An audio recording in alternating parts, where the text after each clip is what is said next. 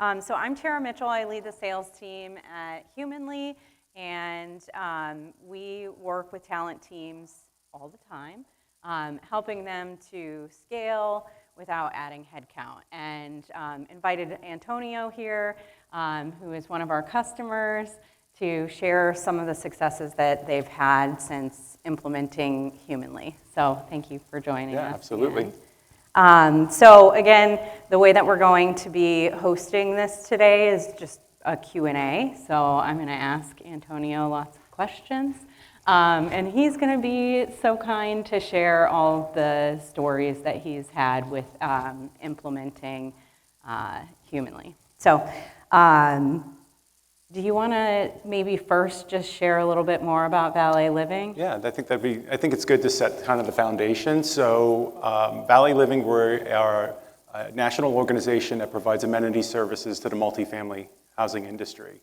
We currently serve over 2 million homes across 40 plus states.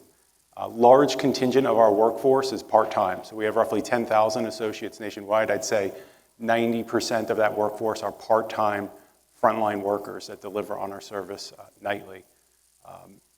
As an organization, we are extremely high volume in that space. So kind of bifurcate my team. I have a high volume organization. We do about 25,000 hires per year. We get a significant volume of applications monthly, over 20,000 applications a month. And we have an experienced team. And what we're going to talk today a little bit about is more on the high volume side and how we built some automation with Humanly to help us manage that volume and ultimately improve the throughput throughout the recruiting life cycle. So Antonio shared more about the scale. What was your team doing to attempt to hire this many people? So our organization, we were more in like a hybrid decentralized recruiting model. So what that means, because people are like, what does that mean, hybrid decentralized? We had over 350 field managers that were heavily involved in the hiring process. And we had a team of dedicated recruiters that were at a regional level. And they were more bookends. They were handling sourcing. And then we'd pass the candidates to the local hiring managers. They would conduct the outreach, conduct the interviewing, make the hiring decisions, update statuses in our ATS. And then they would submit offers, and the recruiters would close out the offers in the ATS. We had 20 recruiters that were supporting the organization doing that. And the organization was going through quite a bit of a shift. So the shift was to take that work out of the business and centralize it within the recruiting organization. And the key there is no additional headcount, right? So we need you to absorb all of this volume, make the hiring decisions for us, but we don't have the opportunity to add headcount into the mix. And so what we recognized quickly as we started piloting this, we took a small population, a small segment, and we started piloting it within our current system, was that it was extremely manually intensive. Recruiters were having to do manual outreach through SMS, through email, recognizing who they had to follow up with candidates. We had SLAs internally for recruiters outreach, at least 3 attempts over a certain amount of days before we considered somebody non-responsive. And if you're in the high volume space, you know you need to get to the candidate very quickly, and you also need to nudge them along the way, right? So they're probably applying to multiple other positions, at least a dozen other positions. So being able to be in front of that candidate quickly was really important. And we didn't have the system to be able to engage quickly. We're using an offline texting platform. We're using email through our ATS. And then again, setting the reminders. Who did I follow up with? I have to manually update the status. There was a tremendous amount of effort that was being wasted in that. We also found that only about 4 hours of their day they were able to dedicate to actually phone screen candidates. And they were taking about 20 minutes on average to complete the phone screen. So the math just didn't math. We could not get candidates through our process quick enough. On average, it took 3.5 days just to get somebody scheduled. But even then, we had significant dead time. Recruiters were ready to talk to a candidate, and they just no-showed.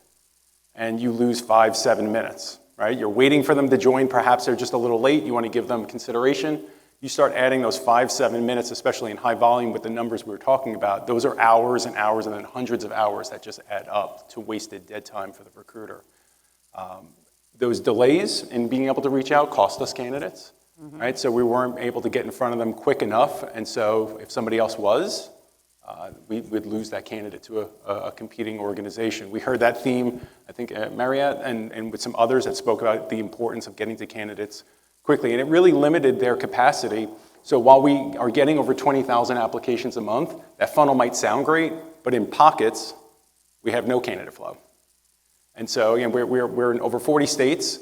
We have over 8,000 properties that we service throughout the United States. And so we have some pockets within larger cities and the extended suburbs areas that really don't get the candidate flow we need. And the recruiter needs to, combat that, and they need to be dedicating time to uncover candidates in those markets. And it was really limiting their ability to do that.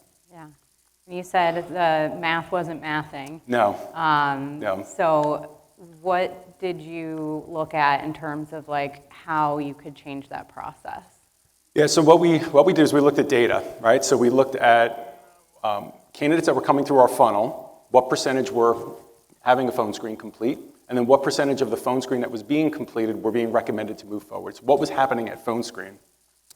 We also recognized feedback from the recruiters that they were feeling a bit burnt out. They were having the same repetitive conversation with these candidates. These are frontline workers. There's not a lot of experience required for them. So they were having the same basic screening questions with these candidates up front.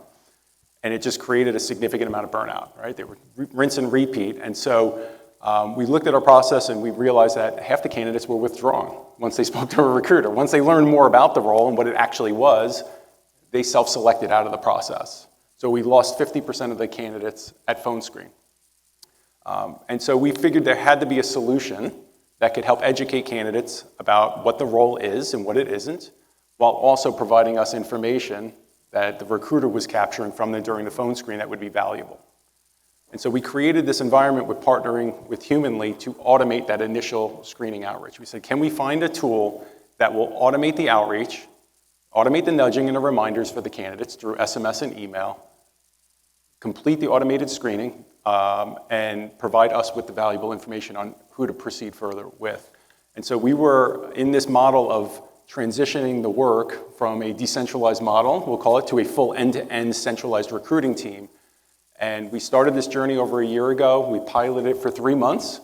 And I think the data initially suggested it was working. Within weeks, we knew the data was very promising, but then the feedback from the recruiters was even more promising, right? The recruiters, we had 4 recruiters in pilot, and quickly the other recruiters were like, how quickly can I activate this, right? We had to temper that expectation because we wanted to make sure we really ran the pilot for 3 months. 1 month doesn't make a trend, right? So we needed to get more time and more data to validate.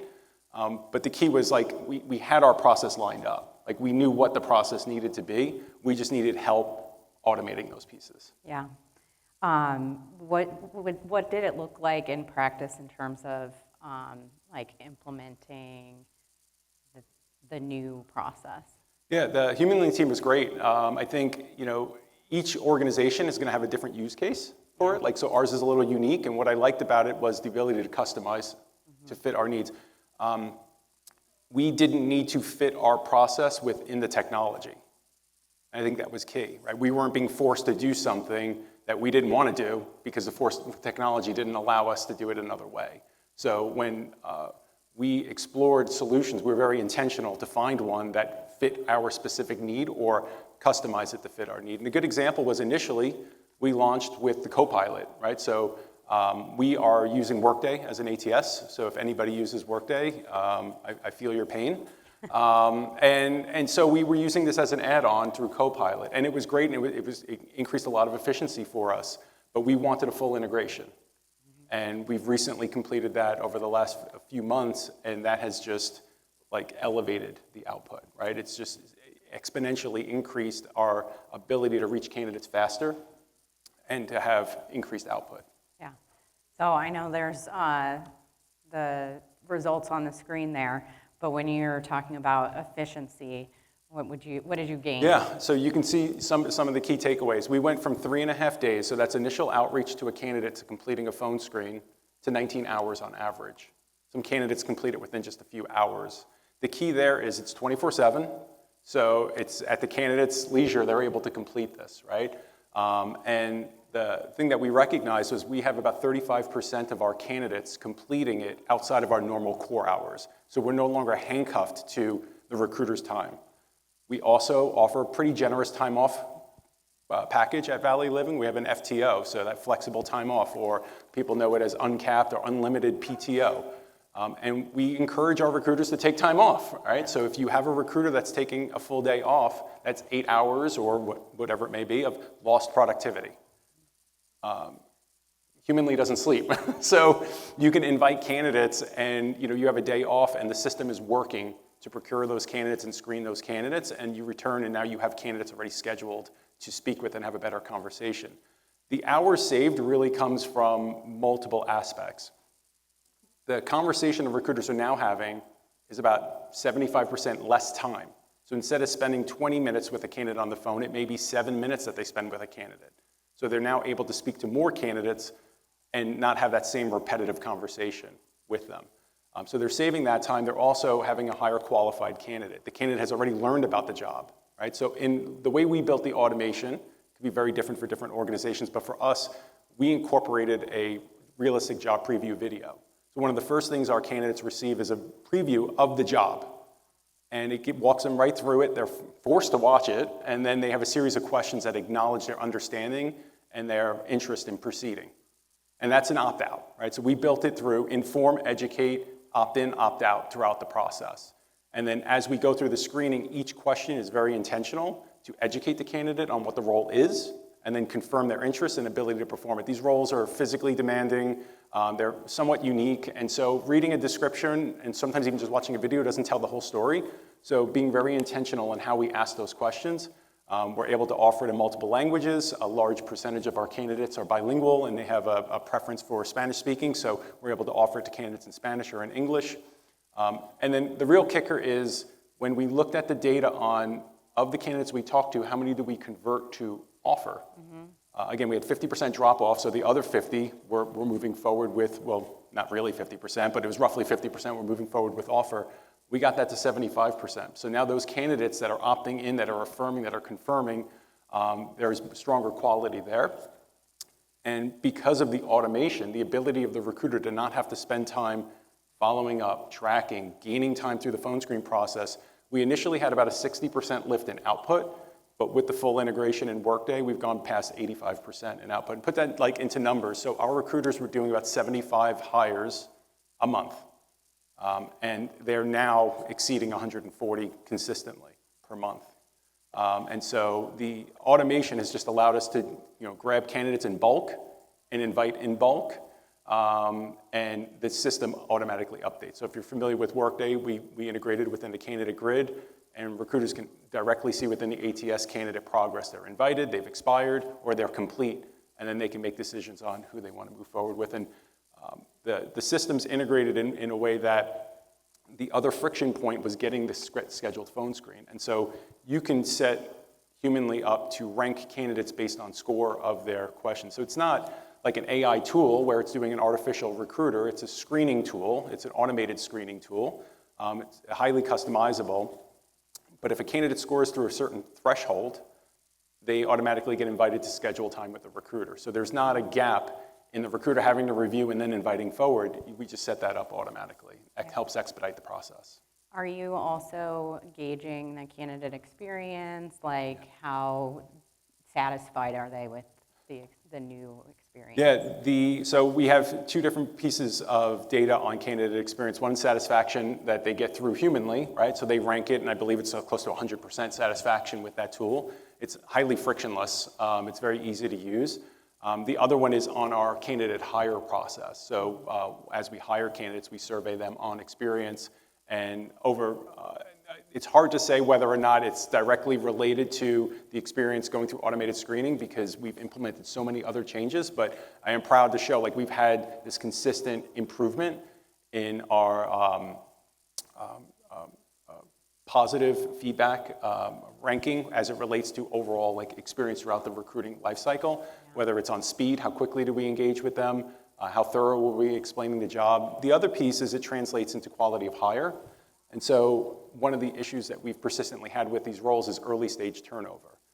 The average tenure of one of our part-time service valets is about just over a year, right? So we have average tenure of just over a year, but our early stage turnover is very high. And has a lot to do with candidates that are hired, and once they start the job, they feel like it's not something that was explained to them, or they misunderstood it, they didn't realize all the different nuance to the job. And so Previously, we had a hard time controlling that. Yeah. Right? It was either the hiring manager was explaining it or not, the recruiters were or weren't.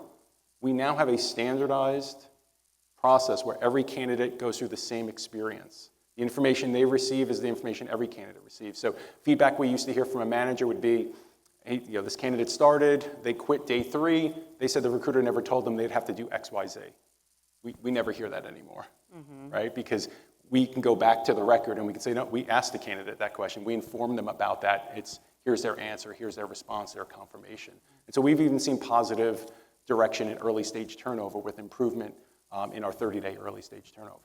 That's awesome. I feel like a lot of people in the room and potentially even that are live streaming are probably thinking about like, how could I implement something like this? Or, what did you do to make the case to be able to actually move forward with these changes within your organization? Yeah, there are multiple stakeholders. If you've already run through requests for funding or for process change, you usually have to run through multiple stakeholders. For us, we had access to a lot of data, and so we balanced our data with also internal sentiment. And we outlined what the trade-offs would be, right? And so, for example, we were being asked to absorb the work without additional headcount. Okay, well, there's a trade-off. We can manage the volume, but we probably aren't going to do it as quickly as you'd like us to do it, right? So there's risk there. If you agree, as a business, to allow us 2 weeks to screen candidates, then we can absorb that work without additional headcount. Surely we could do it, right? We would have more drop-off, and we would have more expense in advertising, et cetera. So we kind of work through outlining exactly what we can deliver and what we can't, and where the trade-offs would exist, and allowing the business to explore that and come to the table with you on like buying into like a viable like solution. What this is and what this isn't. So having conversations internally, it was very clear. A lot of different folks may not know, right? They may think AI and whatever their definition of AI. And again, this isn't an AI tool per se, but it's automated screening. Yeah. And so we have to really define what is it. So we invited them into the demos, invited them to go through the experience themselves so that they could see firsthand what would a candidate experience in this process and kind of gain buy-in that way. The other piece was through the investment dollars made and where the trade-off would come. How would we save for that? And so we had some projections as to how this would save us, right? So if our throughput is higher, then we would save on advertising, right? And that has shown up. We've seen reductions in cost advertisement.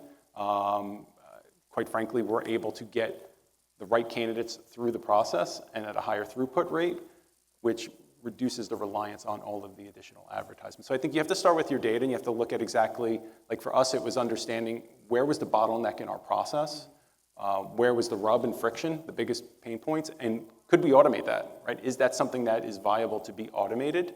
And then again, capturing like direct recruiter sentiment, right? So balancing the data with what people are saying to understand exactly how do they feel about leveraging this tool, right? Will they adopt and adapt the technology and leverage it to its capabilities?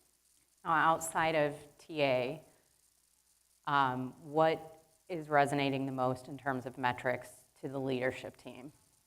Yeah, I think for the business, it's like cost, right? Like, are we spending less? Is the quality there? And are we getting higher output, right? And so our goal was to move the work from our operations team to the recruitment team. But we didn't just want to we wanted to improve on the work, right? We wanted to improve in quality of hire. Well, how could we do that? Standardization, and we're showing that, right? We're able to demonstrate through the consistent process. From a cost perspective, we're showing that we're contributing back to the business by reducing advertising spend because we're able to get candidates through the process. And then speed. How quickly can we get candidates through the process? And we've literally improved in each of those categories. I think we still have some work, obviously, to do, but each of those key elements that we measure have shown positive signs of improvement through this process and through this journey. And it really has been like a journey. We've had to test it, we've had to modify it, we've changed our screening questions. We understand candidates respond differently to different probes and different questions, so you have to really listen to the candidates and understand directionally what the responses are. Look at your drop-off rates. Why are candidates disengaging with the process at different points? Is it something in the way we're wording questions? Are we asking for too much too soon? And so data is definitely something that you're going to want to rely on to kind of help tell your story. The challenge is sometimes you don't have clean data, right? So you're like, how reliable is the data I have? I would be honest, I can't say I have 100% confidence in some of the data that I had because it's based on dispositions and is the disposition accurate? But go with the data you have, right? Don't be afraid to make a decision and wait like for perfection. Sometimes you have to go with what you have and make an educated decision based on that. Waiting for it to be perfect, you may be waiting for forever. Yeah. They asked us to save 5 to 10 minutes, and I see the countdown getting to 7. So I'll kind of wrap us up here. And you make my job really easy because we're really proud to be able to provide Valet Living with the results that you've achieved. And thank you so much for sharing the stage and sharing with all of you what Humanly has been able to do for your business. And now I'll let you all ask him questions, because I'm sure you probably have more impactful questions than I've asked. He's going to come with the mic so that people online can hear. Okay. In your organization, did you use a pilot group to implement this first, or did you kind of just fully implement it and kind of run with it? Yeah, great question. Yeah, we did pilot, and that was the thing I will say that there we go. We did pilot, and we pressed for the pilot. And so I would argue if you're in TA and you are exploring a solution, you have to get, I just think you have to get a pilot. You have to get agreement with a vendor to allow for a pilot. The nice thing with Humanly was that we didn't have to go with like a full-blown integration to be able to do it, right? It was a simple connectivity within Workday, simple mapping. It was very easy to use to be able to activate. And so we selected several markets. We used different criteria to select our markets. We used a market that has high applicant flow, an easier to recruit market. We used some challenging markets. The data's been interesting. So our overall completion rate, it's 50% of the invitations complete. They either start or drop off or complete, right? So they complete humanly automated screening. That might sound like initially, wow, 50%, you lose 50% of your, we lost 50% of our candidates through our manual process just by scheduling, right? So, and up front, Humanly was like quite honest. They looked at our job profile and they said, you're probably gonna get about 45% completion rate. And so we knew going into it that there wasn't anything being like overpromised to us that every candidate would want to do this, right? And so what we learned through the pilot was we needed to implement different system catches, right? So like when somebody applies for the job, we want to confirm to them and inform them that what the next step is, right? We've also learned through SMS and email, as many of you probably deal with, spam blockers. I didn't receive the text. I didn't receive the email. And it's becoming more prevalent in some degree. So what we've also done is we've included that instruction and education in that initial communication and outreach, but we've built within our process in markets where we have more like of a shortage of candidate flow, we've built backup plans. So if candidates expire is the term that's used if they've been invited. We do a 5-day time frame. So they have the initial outreach and then they get 3 reminders over the next 5 days before they get expired. Once they're expired, the recruiter then has a decision. They're either going to reach out separately to the candidate or update their status. When they update the status, the candidate receives a notification that we've attempted to reach them. They've been non-responsive, and they can contact us if they're still interested. And in shortage markets, or markets with lower completion rates, we do, I'd say, more aggressively work those candidates that expire. But I'm still working through that data of how many of those we actually reactivate. But we have completion rates that run, some markets are like 40% and some markets are 70%. So some of the demographics of the local regions, the regionality impacts candidates because the job's the same, our systems are the same. It's just regionality that impacts completion rates. But the pilot was super helpful for us to kind of confirm and make adjustments. And then once we had it in place where we felt really comfortable with the results that we were receiving, we had a progressive rollout schedule. Because it's not just, oh, we're going to implement this new system and technology and everybody's going to follow it. There's a lot of change management, a lot of education, a lot of explaining what it is, what it isn't.